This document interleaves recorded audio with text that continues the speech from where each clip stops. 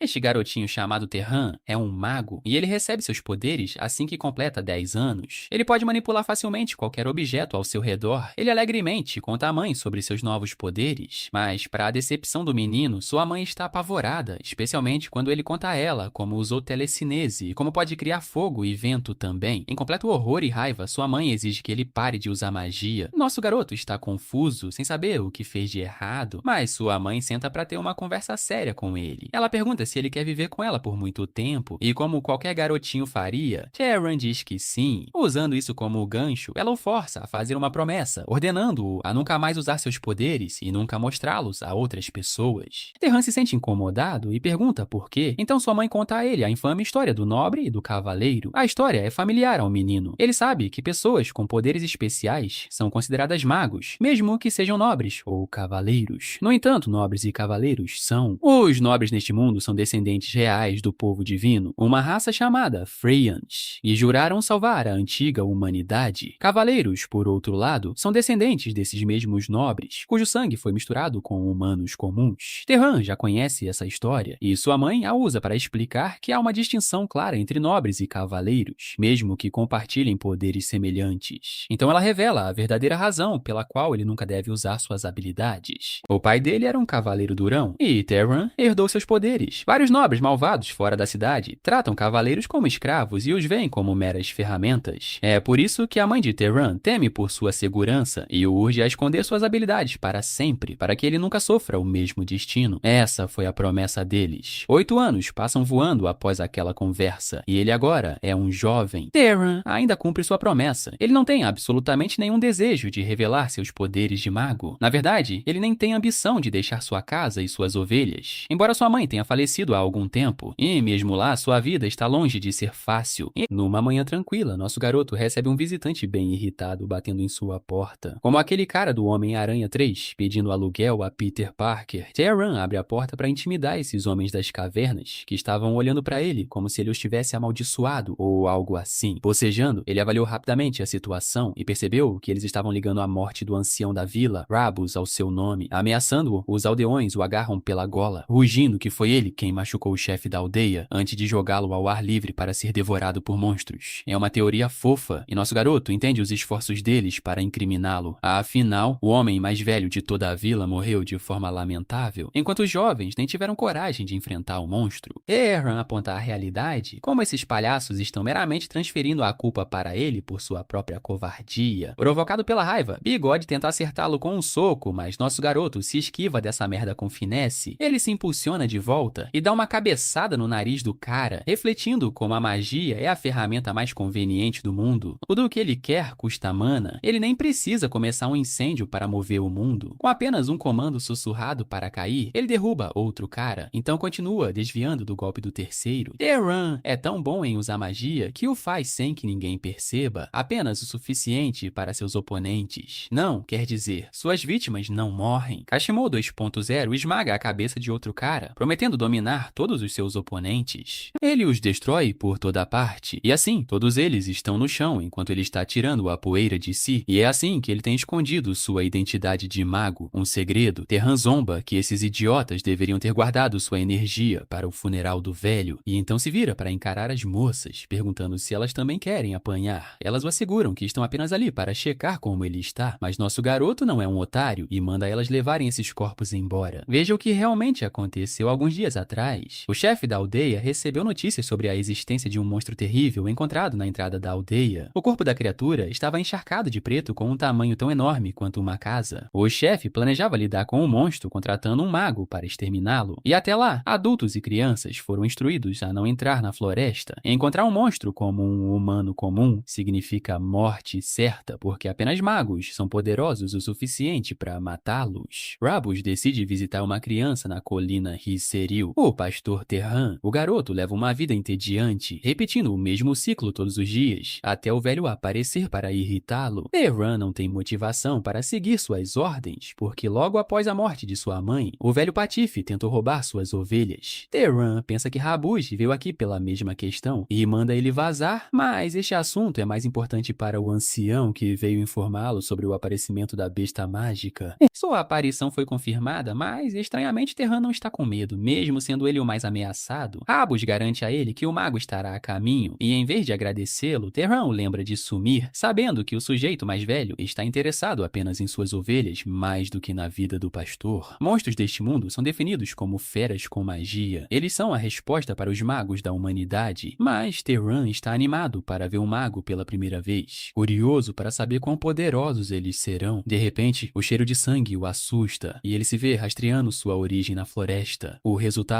é brutal. Budget Kashimo descobre o ancião partido como um Kit Kat igual ao Gojo. Inabalável, ele percebe que animais comuns não poderiam possivelmente causar tal banho de sangue, então os rumores sobre o monstro devem ser reais, e imediatamente ele sente mana escura ao seu redor, enquanto o leopardo gigantesco chega para sua próxima presa. Nosso garoto o encara, e embora os monstros devam ser estupidamente poderosos, alguns magos fortes podem derrotá-los com apenas uma palavra. Terran olha para o gatinho intimidante e comanda que ele morra, imediatamente enviando a criatura para quilômetros de distância.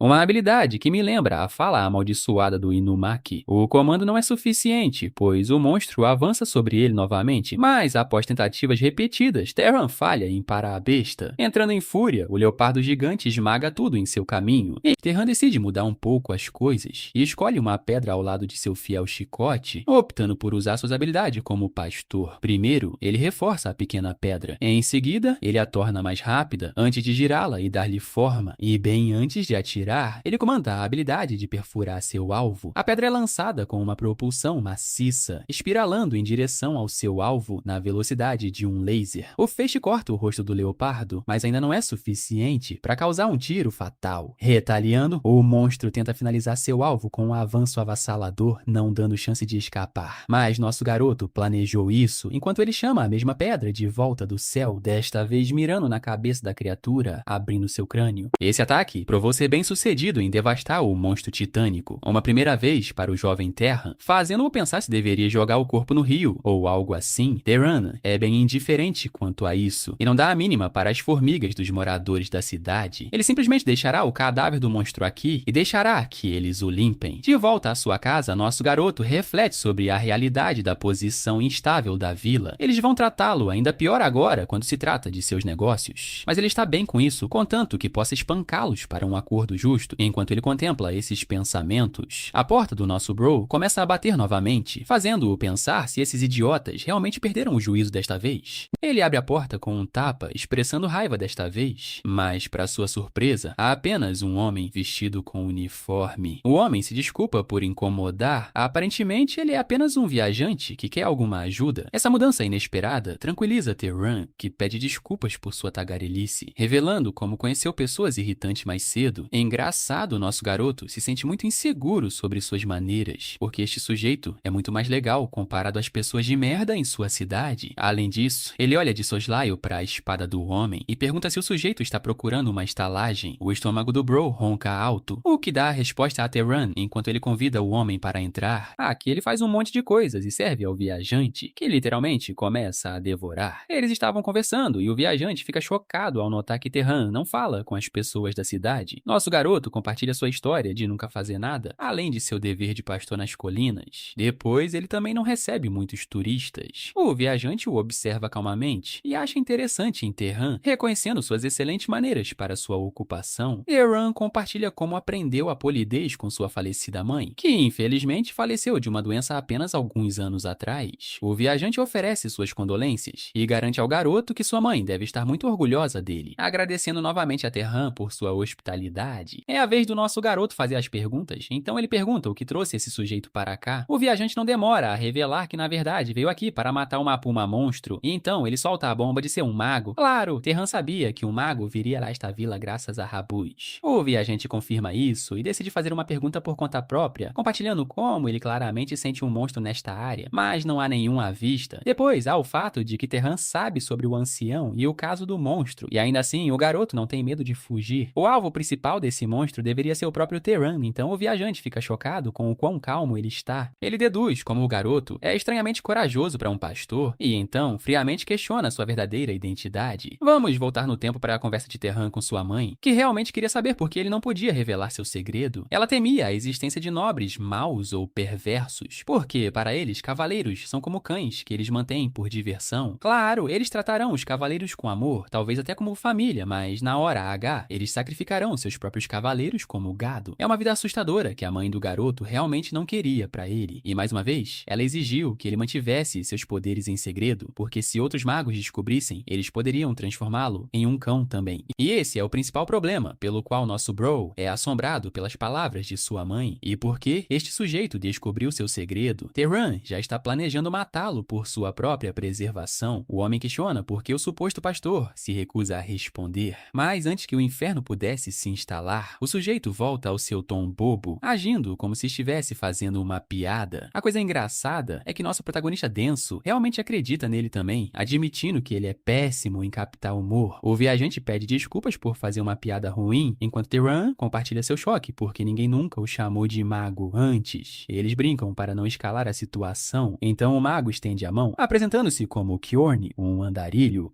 Terran aperta bem a mão dele e se apresenta como um pastor, um garoto que em breve completará 18 anos. O outro, sujeito calorosa e surpreendentemente revela que fará 75 anos. Nosso bro tem os genes jovens de um deus. Aparentemente, é porque os magos vivem mais em média e envelhecem mais devagar também. O que faz Terran perguntar como esse sujeito se tornou um andarilho em primeiro lugar. Aparentemente, Kjorn serviu a família Arabian por 60 anos inteiros antes de partir. Mais tarde na vida, Kjorn decidiu que amava ser um nômade sem lar. Sua conversa inofensiva continuou. Terran se sentiu à vontade com essa pessoa e se viu gostando da conversa muito mais do que pensava. O tempo voou e o sol nasceu completamente, forçando Kjorn a ir embora. Como agradecimento, ele deixa uma moeda de prata Arabian, uma das mais puras por seu valor. O jovem a aceita com orgulho e deseja-lhe boa sorte em sua caçada, mas Kjorn está confiante de que os dois se encontrarão com mais frequência se ele aparecer por lá. Deixando de lado aquela conversa amena entre dois camaradas, Terran continua seus deveres de pastor, usando seu feitiço mágico para controlar e reunir as ovelhas. Elas o seguem, mas ele ainda está maravilhado com seu encontro com o mago. Faz tempo que ele não se sentia à vontade falando com alguém assim. O tipo de humor que Kjorn tinha facilitou muito as coisas. Ele genuinamente pareceu a nosso garoto um daqueles indivíduos incríveis. O que é loucura, porque sua mãe lhe disse que cavaleiros eram pessoas sedentas de sangue que só caçavam outros em nome de nobres perversos. Infelizmente, Terran não tem a menor ideia de como revelar que não há mais monstro na colina Hyceral, porque este homem os matou a todos. Kjorn está olhando ao redor, observando como ele não consegue sentir a presença de um monstro, apesar dos sinais de batalha. Isso o faz pensar se a criatura já foi caçada, mas a verdadeira questão é: quem diabos conseguiu matá-la? E por que o ancião o chamaria se ele tivesse outro mago? Ainda assim, ele está apenas feliz que o monstro foi morto. Esse é o objetivo final, afinal. De repente, os sentidos do mago aumentam ao máximo quando ele se vira, confrontando uma criatura com a carne aberta. Na verdade, esta é a aparição ou o fantasma de um monstro, a mesma criatura que Terran já havia matado. O cavaleiro fica chocado e horrorizado, sem saber a causa, enquanto a aparição tenta golpeá-lo com sua garra. Kjorn se afasta do pisão poderoso, internalizando como monstros sempre se transformam em aparições se sua mana não for dispersa após serem mortos. Mas qualquer mago com conhecimento básico de caça deveria saber desse fato. Avançando para cima, o cavaleiro mago deduz que a pessoa responsável por matar a puma tem que ser um mago, mas alguém inexperiente. Mas a parte confusa é que cavaleiros iniciantes deveriam ter esse conhecimento, e se não têm, não deveriam ser habilidosos o suficiente para matar uma besta tão enorme. Ele se pergunta se o mago tinha algum motivo oculto, e não estou mentindo. O humano saca uma porra de flecha de trovão, me lembrando daquele painel fodão da Sukuna. O raio é disparado com velocidade trovejante, cravando seu caminho até a aparição, apenas para ser completamente anulado. Kjorn não previu essa surpresa. A única vez que isso poderia acontecer é se a mana do monstro for muito superior até mesmo à sua. De repente, a aparição desaparece no vento, fazendo-o se perguntar se a criatura está tentando contra-atacar sua magia com a própria, e emergindo da própria sombra do mago, a maldição monstruosa irrompe por trás, flanqueando Kjorn com um golpe pesado. O cavaleiro mago mal sobrevive com o braço cortado, percebendo que esse tipo de criatura é muito mais forte que o cavaleiro médio. Se afastando, ele toma distância, questionando como diabos uma aparição de monstro tão poderosa apareceu aqui. Pelas aparências, Kjorn realmente não tem nada na sua manga e acha que está por um fio, reunindo uma última tentativa de não morrer inutilmente. O cavaleiro elabora uma estratégia de ataque total para matar os dois. Ele concentra toda a sua mana em uma única mão com a intenção de esfaquear a criatura assim que ela o atacar. A aparição inicia seu ataque, incitando o mago a carregar seu soco e avançar em direção à sua morte certa. Parece que o fim é sombrio para o clímax desta batalha, até que uma luz azul irradia da floresta e destrói a criatura com um golpe pontual. O mago fica sem palavras, enquanto a aparição cai após um único golpe. Urim pergunta se ele está bem, se expondo, e hilariamente, Kjorn o provoca por ter um senso de humor doentio ao se chamar de pastor. Ambos são magos, mas o cavaleiro sênior está confuso porque o garoto não compartilhou tais informações. Vendo-o ficar em branco, o cavaleiro muda sua pergunta e pergunta por que Túrin se incomodou em ajudá-lo, quando poderia facilmente ter ido embora. O garoto se lembra da conversa deles de quando ele ainda o tinha em seu lugar. Túrin realmente queria saber por que o cavaleiro mago veio matá-lo quando poderia facilmente ganhar dinheiro sem arriscar sua vida. O cavaleiro riu, compartilhando que as pessoas da vila são lamentáveis. Elas não tinham absolutamente nenhuma proteção para suas vidas. Túrin argumentou que não era culpa de Kjorn, mas o sênior explicou a ele como os magos herdam o poder de um deus, e com esse poder, ele acha importante ter a responsabilidade de proteger pessoas comuns. Claro, nem todo mago compartilhava sua filosofia, pois cada um tinha seu próprio modo de vida. Essas palavras brilham intensamente na cabeça de Túrin atualmente, enquanto ele sorri, compartilhando que todos têm seu próprio modo de viver. O monstro barata, de alguma forma, ainda acaba vivo, enquanto o cavaleiro explica como essa aparição está fora do alcance deles. Seu calibre é pelo menos de uma ameaça de nobre, então a melhor coisa que poderiam fazer era ajudar os aldeões a evacuar. Kjorn até se ofereceu para ser isca e segurar o monstro pelo maior tempo que pudesse até lá. É claro que o humano estava se gabando, mas ele genuinamente não tem truques na manga para eliminar essa criatura. Túrin o surpreende, assegurando-lhe que está tudo bem, implicando que ele ainda nem usou todo o seu potencial. A percepção de que um jovem como ele tinha um talento rivalizando com magos deixou o cavaleiro veterano perplexo. Neste momento, ele não estava testemunhando a indignação de uma pessoa ingênua. Ele estava testemunhando o cinema absoluto e o auge. Túrin imbuía uma aura super saiyajin azul e exibia um talento que muito bem poderia virar o mundo de cabeça para baixo. Urim desafia a criatura a descobrir a profundidade de seus próprios limites, mas Kjorn está assustado e diz ao garoto para recuar, pois estão lidando com um monstro perigoso. Distraído com essa conversa, Kjorn não tem tempo de desviar de um golpe monstruoso que se aproxima, um que é contrariado pelo nosso garoto, que esmaga a criatura na estrutura mais próxima. O cavaleiro agora entende que está apenas atrapalhando o garoto ao levar essa luta. Na verdade, ele tem que se acalmar e ficar de olho no talento cada vez maior de Túrin. Vemos belos golpes em espiral sendo desferidos no monstro, mas apesar das tentativas de Túrin de eliminá-lo de uma vez, a aparição se recusa a morrer e o alcança novamente. É quando Kjorn revela que aparições são imunes a ataques físicos, o que faz nosso garoto questionar como ele deve se livrar dela então. A solução é usar fogo ou relâmpago. Então, Túrin estende a mão e concentra um aglomerado de fogo para se formar na carne da aparição. Nem mesmo algo assim faz a criatura recuar, mas aparentemente esse não é o objetivo de forma alguma. E Kjorn reflete que, para os poderes de um mago afetarem verdadeiramente outro ser, eles devem estabelecer uma ordem de causa e efeito. Este é um conhecimento extremamente básico, e ainda assim o garoto nem sabe disso. Isso o faz perceber lentamente que Túrin é na verdade o mesmo garoto que matou o monstro original e estupidamente o deixou para se tornar uma aparição. Resumindo, este garoto nunca em sua vida absorveu mana antes. O cavaleiro veterano o instrui a fazer fogo e então dispará-lo pontualmente na besta. Adotando essa abordagem, nosso garoto conjura uma espiral de chamas em sua mão, enquanto Kjorn internaliza que para qualquer mago, controlar o fluxo de fogo requer treinamento adicional. Mas, para seu choque, este garoto está manipulando-o com as pontas dos dedos e mudando de forma com puro talento bruto. Túrin lança a lança de fogo na aparição, grelhando-a viva e aniquilando sua carne. É quando o cavaleiro veterano o incita a manter sua concentração focada, pois Túrin precisa garantir que o fogo não se apague. É necessário queimar cada última parte da aparição, algo que o pastor nem enfrenta qualquer dificuldade em fazer ao aniquilar seu cadáver. A luta está vencida finalmente, e apesar de enfrentar uma aparição monstruosa, uma que requer um nobre só para sua execução, um mero pastor sem treinamento conseguiu derrubá-la. Urim se pergunta se o show acabou finalmente, enquanto seu sênior o incita a absorver a mana para evitar outra aparição no futuro, o processo é simples. O mago só precisa visualizar drenar a energia para si. Focando nisso, nosso garoto começa a absorver mana verde, emanando de seus restos carbonizados para sua palma. E esta é a primeira vez que Turin absorve tal mana, então seu corpo está jorrando com nova energia interna. É suposto ser uma reação estática, e para a surpresa de ambos, é sua primeira vez absorvendo mana. É verdade que a mana amadurece com a idade e cresce com o tempo, mas a melhor maneira de fazê-la crescer é matando monstros e absorvendo sua mana. No entanto, este garoto absorveu mana pela primeira vez em sua vida e executa a magia no nível de nobre, o que significa que o garoto está jogando o jogo no modo criativo do Minecraft. Kjorn se desculpa com o garoto, de repente acreditando que ele pertence a algum tipo de casa nobre, mas o humilde pastor o impele a cuidar primeiro de seus ferimentos. Eles acabam voltando para casa para cuidar dele. Kjorn genuinamente pensa que Turin é um nobre, então ele se sente mal por não lhe dar o devido respeito. No entanto, nosso garoto enfatiza que não tem tal origem, ele nem sabe a identidade de seu pai e implora a este sujeito para parar de bajulá-lo. Kjorn está genuinamente curioso porque um mago parecido com um deus está sentado no topo de algumas colinas sem fazer nada, e é aqui que ele aprende sobre a promessa que Turin fez com sua mãe até que ela morreu. Ela falou com ele sobre os nobres, como eles se aproveitaram dos magos e os descartaram. Ouvindo essas palavras, Kjorn, na verdade, concorda com a sabedoria dela, o que é engraçado porque, para Turin, parece um cuidado parental super protetor. Ele garante ao garoto que sua mãe estava certa em suas preocupações. Magos são seres poderosos capazes de conflito. Mesmo 20 anos atrás, uma grande guerra entre as casas nobres eclodiu. A casa Arabian, a que ele servia, e a grande casa de Zahar entraram em conflito, matando muitos no processo. 900 cavaleiros de Arabian foram massacrados de um exército de 3.000. E, infelizmente, o pobre rapaz perdeu todos os seus amigos naquela guerra também. Denver queria abrir uma lavanderia. Hartman o repreendeu. E até sua própria esposa e filho morreram, massacrados por membros da casa Zahar, deixando-o traumatizado como o único sobrevivente. É por isso que a mãe do garoto estava correta em avisá-lo. Cavaleiros morrem uma morte horrível e sem sentido, mas havia uma coisa em que ela estava errada, e essa era as habilidades de Turing.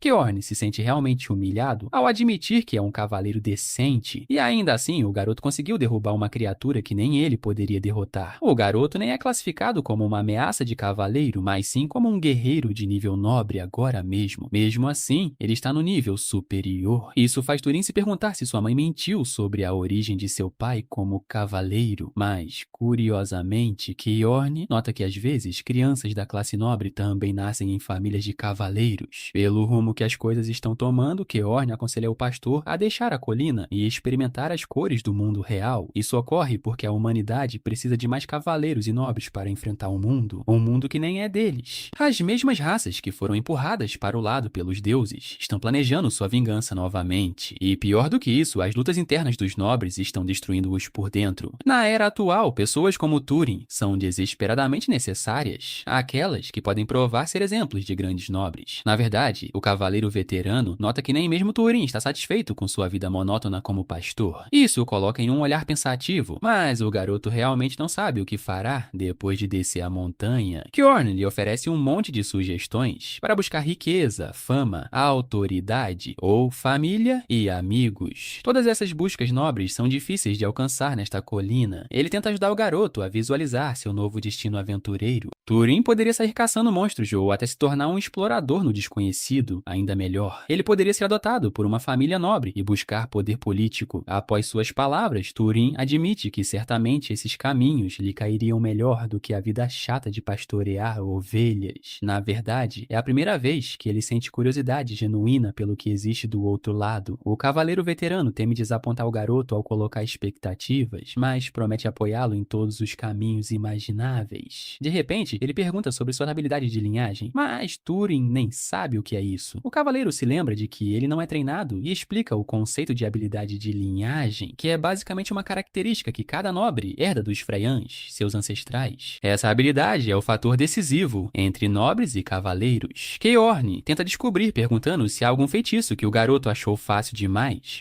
que não exigiu nenhum esforço para usar. A princípio, Turing pensa que é sua força física aprimorada, mas isso não é verdade, pois pois mana fortalece os atributos físicos de todos. O garoto expressa que tem um bom faro e joga coisas. Kjorn acha que são palpites corretos, já que até a família Arabian tem uma característica comum de armas, mas ele está interessado em buscar uma resposta diferente. Após alguns palpites, o garoto questiona por que este homem está parecendo deprimido pra caralho agora, e Kjorn finalmente adivinhou a casa real a qual Turin está ligado. Com grande infortúnio, as habilidades do garoto estão ligadas à grande casa de Jar, uma considerada a família dos caçadores, e a mesma responsável por tirar tudo de Kjorn. O garoto é da mesma linhagem dos inimigos deste sujeito, então ele não sabe como reagir, questionando se deveria se desculpar pelos atos de estranhos sobre os quais ele nem sabe. Observando a expressão nervosa do garoto, Kjorn garante ao garoto que nada está errado, afinal ele não foi a causa da guerra em primeiro lugar. Aquele banho de sangue é apenas o resultado das decisões dos adultos, e se as pessoas lutarem fogo com fogo, a luta nunca terminará. Turin está curioso se o cavaleiro tem algum arrependimento em aconselhá-lo a descer a colina.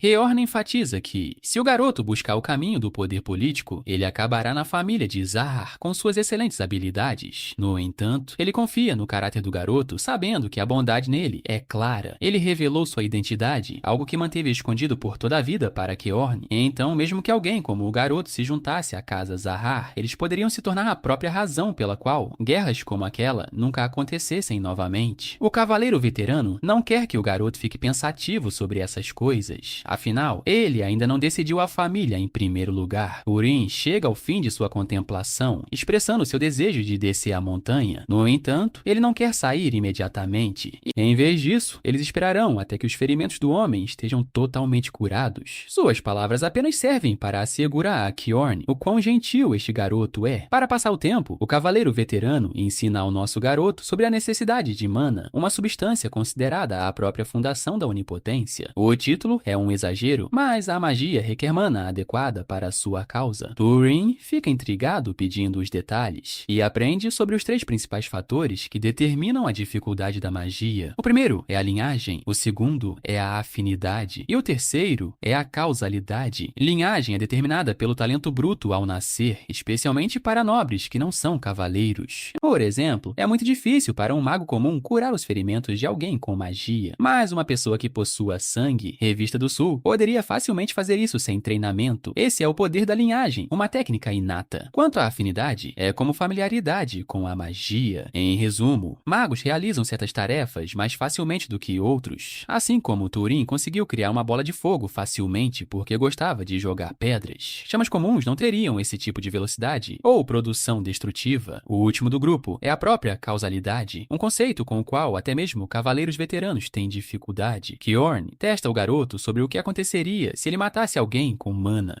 Turin adivinha que algum tipo de luz brilharia no máximo, mas esse é um fenômeno que emerge de uma falta de causalidade. Kjorn explica que quando não há estímulo ou causa para um resultado, ou quando o objetivo é excepcionalmente difícil de alcançar, então esse conceito se aplica. Turin compreende o conceito, compartilhando que precisa fornecer uma causa de morte, como atirar chamas. Criar e atirar esse fogo é uma causa mais direta do que simplesmente incendiar alguém, e então é como uma ação mais intencional. O cavaleiro sênior fica maravilhado com a compreensão excepcional do garoto, mas Turin não consegue descobrir por que ele não consegue controlar feras mágicas com suas palavras. Na verdade, é por causa da mana dos monstros. Magia não é uma tarefa fácil, e até um mago talentoso como Turin está percebendo esse fato. Os melhores magos conhecem os princípios da mana para cada situação em que a requerem, o que faz Turin se perguntar se a família Zahar tem magia especial. Aparentemente, eles são bons em furtividade e habilidades baseadas em rastreamento. Kjorn incita o garoto a tentar recriar isso, então Turin internaliza seus pensamentos para não ser visto pelos outros e desaparece no nada. O cavaleiro veterano literalmente vê este garoto sumir no ar, parabenizando o garoto por ter conseguido. Mas algo sobre isso faz Kjorn sentir inquietação. É claro, do nada, o garoto reaparece à vista. É uma habilidade assustadora que a família Zahar possui. A mesma habilidade que aterrorizou os soldados Arabian. A princípio parece uma habilidade quebrada, mas o cavaleiro veterano zomba, dizendo que ainda não é invencível. Ele de fato expressa interesse em ensinar ao garoto alguns métodos de treinamento, mesmo que ele seja de uma linhagem inimiga. O fato é que o garoto pastor o tratou e até salvou sua vida. Mesmo agora, Kjorn confia ultimamente no caráter do garoto. Na próxima cena, as coisas se complicam com o pastor arrumando as coisas, vendendo suas ovelhas e deixando a vila. O povo povo da vila tem problemas com sua partida repentina, mas ele não dá a mínima e se preocupa em perseguir seus próprios objetivos. Ele ameaça soltar as ovelhas se não comprarem dele, e embora possam capturá-las, ele garantirá que as ovelhas lhes darão trabalho. O tio anão careca com um bigode mal feito sabe que esse garoto não está de brincadeira. Ele oferece o valor total, e é assim que os dois magos deixam a pequena cidade para trás para sempre. Turan de repente se lembra que esses idiotas realmente devem a Kiorn uma compensação extra pelo dinheiro da missão, mas o mago não se importa nem um pouco com o dinheiro e enfatiza que ele não matou o monstro de qualquer maneira. Sua jornada começa com uma despedida, pois o cavaleiro sênior não quer se juntar a Turan, preferindo trabalhar sozinho. Turan concorda com isso e agradece sinceramente por toda a sua bondade. Ambos se desejam um feliz adeus com expectativas esperançosas de se encontrarem novamente. Turan observou as costas do cavaleiro sênior se afastando e só mais tarde refletiu sobre por que ele não queria que o cavaleiro falasse com formalidade, embora ele nunca tenha carecido do afeto de sua mãe. Durante toda a sua vida, Turan ansiava por uma figura paterna, um homem que pudesse servir de modelo para o tipo de pessoa que queria se tornar. É uma forma tão comovente de implicar que Turan quer se tornar gentil, assim como Kiorn a partir de agora. Enfim, as viagens dos rapazes continuam adentrando o deserto, onde ele encontra um bando de mercadores viajantes e decide pedir-lhes direções. As pessoas tomam como ofensa ele estar bloqueando o caminho delas, mas ele simplesmente pede direções e fica sabendo de uma cidade próxima chamada Murai. Depois de agradecer aos mercadores, Turan está prestes a sair quando, de repente, um dos imbecis o detém, repreendendo-o por ir embora sem pagamento. Para esses canalhas, até a informação tem um custo enquanto eles sacam suas armas. Eles exigem que o garoto tire sua mochila, basicamente confirmando que esses caras são um bando de ratos e bandidos. O líder deles conta que este é um ermo, onde ninguém se importaria com a morte de alguém, então é bondade aos olhos deles poupar a vida do garoto e apenas caçar seus pertences. Turan percebe neste momento que esses caras nem se importariam em matar outros se a situação exigisse, e é lembrado de sua experiência com o cavaleiro veterano. E, em vez de medo, o garoto se sente encantado em usá-los como seus cobaias. Os bandidos rugem de riso, chamando o garoto de exibicionista, até que o mesmo exibicionista os coloca em um tornado com um feitiço de vento. Em vez de usar vento direto, Turan o moldou de forma eficiente e gastou muito menos mana também. Isso torna conjurar feitiços ainda mais fácil para ele, ao mesmo tempo que atordoa seus oponentes de forma eficaz. Trazendo um pouco de água de sua cantil, ele os manipula em uma bala de gelo e, honestamente, a maneira como ele os está pairando é tão incrível. Sem qualquer medo, Turan os lança contra um dos bandidos, dilacerando sua carne. Embora este feitiço seja bom, ele não gosta muito dele. Os bandidos imediatamente oferecem sua rendição, não tendo conhecimento prévio dos poderes do garoto. Enquanto o líder cria uma distração, 3 de seus capangas estão flanqueando o garoto por trás. Turan bate casualmente o pé no chão, erguendo obeliscos para derrubar todos eles. O líder bandido observa em puro horror, enquanto o garoto mata todos os seus homens sem parecer abalado. Agora que as posições foram trocadas, Turan faz uma pergunta importante ao líder bandido: por que eles o atacaram tolamente sem um plano, já que qualquer um poderia ter sido um mago? A razão é porque o garoto abaixou a cabeça. Ele era bom demais, até mesmo para um bando de pessoas rudes, fazendo parecer que ele é um plebeu. Turan aprendeu algo novo de novo, e bem na hora em que o líder pensa que está prestes a ser poupado, o cara é cozido com uma bala de gelo. Em um flashback, aprendemos que Kiorn aconselhou o garoto a nunca mostrar qualquer misericórdia a bandidos ou pessoas mais. Ele precisa matá-los à vista, porque poupar tais vidas pode acabar ameaçando a vida de outras 10. O jovem de 17 anos cansou de esperar e pretende usar a mesma estrada que os bandidos pegaram para sua jornada. Em seu caminho, um pensamento o assombrava, engolindo-o por dentro. É o fato de que ele realmente matou pessoas. Embora sentisse culpa, ele não podia poupá-los, porque o aviso do cavaleiro veterano soou verdadeiro. Todas as pessoas que exploravam os outros sem hesitação em seus corações precisavam ser resolvidas. As trilhas desapareceram até que ele alcançou seu destino final. O coração do garoto se acalmou com a vista cênica ao pisar em um novo mundo. Ele olhou para a pequena cidade de Murai, expressando admiração. É sua primeira vez viajando entre um grupo tão grande de pessoas. Até os prédios são diferentes de sua pequena vila. A sensação é grandiosa para o pastor da vila, então ele se aproxima de um dos comerciantes de frutas, mas esclarece que não é um cliente. Com base no conselho de Kiorn de procurar uma estalagem, ele quer pedir direções, mas o mercador é muito rude com ele por desperdiçar seu tempo, fazendo Turan se perguntar se ele deveria comprar algo primeiro. O garoto pede uma maçã e escolhe 2 moedas Dupit como pagamento. pagamento. Depois de entregar o pagamento, o mercador lhe dá as direções para uma certa estalagem, uma chamada Pub and Inn. Depois de chegar aqui, ele conhece Lena, uma funcionária linda que o recebe. Ele pede uma diária, o que lhe custa 16 do pitch. Eu não acho que o cara se importe com o preço quando olha para o sorriso dela. Após o pagamento, ele pergunta a Lena sobre um monstro com recompensa por perto. Basicamente, seu objetivo é absorver o máximo de mana possível e ganhar dinheiro da mesma forma. Para seu choque, a mulher fica confusa e diz a ele que nada é de graça neste mundo. De novo, o cara tem que tomar uma bebida só para obter informações dela. Lena menciona a prefeitura e quando ele expressa confusão, ela percebe que ele é do interior. Ela explica que as prefeituras têm oficiais trabalhando que são nomeados pelo Lorde e que estará aberta amanhã para ele procurar por recompensas de monstros. Lena pergunta se ele é um caçador de monstros. Novamente, nosso garoto não está familiarizado com esses termos. Basicamente, caçadores de monstros são pessoas normais que têm o desejo de se tornar um mago e ela não percebe que o cara já é um mago de alto nível. Midan, um caçador de monstros de verdade, aparece para confirmar que as pessoas de fato se tornam magos matando monstros. Este cara aparentemente ainda está vivo após sua perigosa missão e não quer parar até se tornar um mago. Expressando interesse nas palavras de Midan, Turan pede mais. Basicamente, se magos podem ficar mais fortes caçando monstros, o mesmo vale para pessoas comuns que podem continuar matando até se tornarem um. Os 4 ao lado dele também estão treinando para se tornarem magos, o que faz nosso garoto se perguntar se pelo menos um deles já se tornou um mago. Aparentemente, há apenas 3 a 4 magos disponíveis, todos trabalhando sob o Lorde da cidade. Midan pergunta se Turan tem alguma arma e quando ele vê um estilingue minúsculo, fica impressionado com o quão desgastado ele está. Midan é um cara tão legal que nem o repreende e incentiva Turan a caçar monstros coelho ou raposa. Esses caras precisam de um atirador, então eles realmente fazem uma oferta ao nosso garoto para se juntar à equipe deles. Claro, Turan é como um jogador Smurf para esses caras, então ele recusa a oferta e descansa em seu quarto, pensando em como ele não compartilha nenhum desejo de se juntar a uma equipe como aquela. Ainda é surpreendente que ele tenha deixado a vila sem saber o que acontecerá a partir de agora. De repente, o garoto ouve um som, iniciando outra sequência de flashback. Kjorn sempre lhe disse para ficar em guarda, mesmo quando se tratava de uma pousada, pois a cidade é perigosa. Derramando um pouco de sua mana em sua mão, o garoto alcança a porta e a desliza para abrir. É só a Lina que veio aqui para deixá-lo excitado porque o quarto dele está muito frio. Piscadela, piscadela, meus homens cultos, porque acho que todos nós sabemos o que o autor quer dizer com isso. Lina age de forma bastante ambígua e explica sua intenção. Essa garota é uma devoradora de dinheiro e fica feliz em fazer qualquer coisa por ele pela quantia. Ela lhe dá um olhar que nenhum homem na face da terra jamais poderia recusar daquela distância. Nosso garoto fica duro como pedra na cabeça enquanto ela está confusa pra caralho. O Ran se lembra do aviso de Sigma Male Kjorn pra não fazer merda assim, porque prostitutas podem facilmente se aproveitar de alguém com DSTs. Embora magos tenham resistência a isso, o risco de transmiti-la o piora. Foi por isso que ele a recusou agora, mandando sua bunda resmungona e excitada pra baixo. Nosso Chad volta pra cama, percebendo o quão transacionais essas cidades são para tudo. Enquanto ele se sentia estranho com Lina, ele ouve Midan e seus caras perguntando sobre sua intenção de fazer o garoto se juntar à equipe. Embora o garoto pareça que só serviria como isca para monstros, Midan realmente viu o olhar de Turan em seus olhos e lembrou-se de seu eu de infância. Ele queria cuidar dele e o convidou para a equipe por isso. Esse cara é genuinamente o melhor companheiro. Ouvindo essa parte, Turan encontra algum fechamento no calor da cidade. No dia seguinte, ele vai à prefeitura para se encontrar com um oficial. O garoto declara educadamente seu pedido para caçar monstros. Enquanto as palavras de Kjorn ressoam em sua memória novamente, as pessoas não gostam de tratar umas às outras com gentileza, não encontrando razão para buscá-la em primeiro lugar, para que alguém o respeite. Ele disse ao garoto para apenas revelar seu segredo de ser um mago, então ele terá respeito permanente. O oficial presente entrega ao garoto um pôster descrevendo os detalhes de um monstro corvo. Até uma pergunta simples rende ao garoto uma resposta de merda do oficial que tem que se fazer de importante. O oficial diz a ele que o corpo de um monstro é necessário para a confirmação, e se o garoto não exercer um monstro após sua morte, há pena de morte de acordo com as leis da cidade. Afinal, o próprio Turan sabe o que acontece quando monstros se tornam aparições, e ele se recusa a repetir tal erro. Ele pergunta sobre quaisquer cavaleiros por perto, mas aparentemente eles não têm tempo para caçar monstros, pois seu dever principal é proteger a cidade. Para caçar monstros reais, eles contratam pessoas como caçadores. Depois de todo esse desrespeito, Turan deixa o oficial com a impressão de que ele acabará morto, e então vem o choque de realidade. A criatura que ele foi encarregado de caçar é morta e trazida de volta. Para o choque deste desgraçado, o garoto a trouxe de volta instantaneamente, subjugando-a sozinho também. Com o trabalho concluído, Turan pergunta sobre a recompensa. Eles se apressam para lhe entregar a quantia e o instam a descansar adequadamente. Eles estão maravilhados por ele ter mantido as asas e trazido o corvo em boas condições. Surpreendentemente, Turan não vai embora. Aparentemente, ele tem um pedido para caçar ainda mais. Na próxima cena, Lina serve um banquete com os itens mais caros disponíveis, incapaz de acreditar que seu cliente conseguiu derrotar 30 monstros inteiros em 3 dias. Ela sabe que nosso garoto ganhou muito dinheiro com isso, considerando a caçadora de ouro que ela é, mas ele não se importa com o dinheiro. Mais importante é a mana que ele procura, ajudando-o a se tornar mais forte. Sua mana já aumentou várias vezes, embora até ele possa sentir um limite, tornando difícil se tornar mais forte. Turan pergunta a Lina se ela roubou uma mordida da comida, mas ela o acusa dizendo que ele comeu tudo, o que é surpreendente dada sua magreza. Satisfeito com a comida, o Bro se levanta para sair quando de repente um bando de valentões o agarra por trás. Eles ouviram ele fazendo algum barulho com subjugação de monstros, mas em vez de entreter a conversa deles, Turan desfere um golpe de karatê no rosto deste cara e o humilha na frente da bandida. Com sua provocação, o resto da gangue tenta atacá-lo, mas nosso garoto é habilidoso nisso e se esquiva, devolvendo um soco que nocauteia outro cara. O cara final tenta usar móveis a seu favor, como se isso fosse fazer alguma diferença. Turan reduz sua força em seu estalo de dedo e derruba este cara também.